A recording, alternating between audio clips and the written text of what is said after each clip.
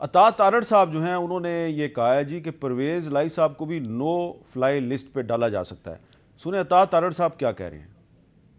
وزیر اعلیٰ پنجاب، ہمیں یہ بھی خبریں ہیں کہ وہ بیرون ملک جانا چاہتے ہیں اپنے بیٹے کے پاس، مگر ان کی باقی فیملی کا نام نو فلائی لسٹ میں ہے. ان سے بھی میں کہوں گا کہ یہ اچھا نہیں لگتا کہ ایک وزیر اعلیٰ کا نام نو فلائی لسٹ میں ڈالا جائے، اس لیے باہر جانے سے گریز کریں، مت باہر بھاگیں. پہلے ہی مونس الہی صاحب بھاگ گئے ہیں ماسٹر پلان کے پیسے لے کے یہاں سے، مگر یہ بات بالکل زیر غور ہے کیونکہ ان کا کوئی پتہ نہیں ہے کہ یہ اپنے بیٹے کے پاس باہر چلے جائیں، اس لیے یہ تجویز بالکل زیر غور. اچھا، ملک احمد خان صاحب، چیف منسٹر پنجاب پرویز الہی صاحب جو ہیں ان کے خلاف ایسا کون سا الزام ہے جس کی بنیاد پہ ان کا نام نو فلائی لسٹ میں لانے کی تجویز زیر غور ہے؟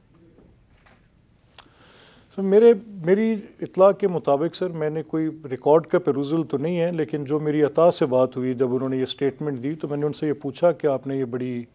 ایک لاؤڈ سٹیٹمنٹ آج دی ہے، تو انہوں نے کہا کہ بالکل ہمارے پاس کوئی سسپیشیس ٹرانزیکشنز ہیں جس کی بنیاد پر کوئی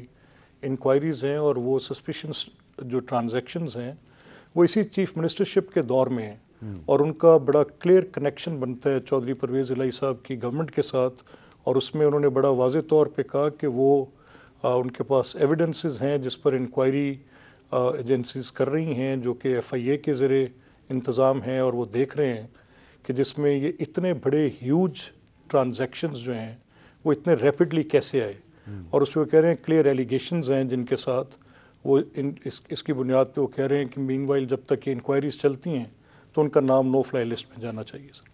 اچھا سلمان صاحب، آپ یہ بتائیے گا کہ کیا صرف ایک زیر تفتیش کیس کی بنیاد پہ چیف منسٹر کا نام نو فلائی لسٹ میں ڈالا جا سکتا ہے؟ قانون کیا کہتا ہے؟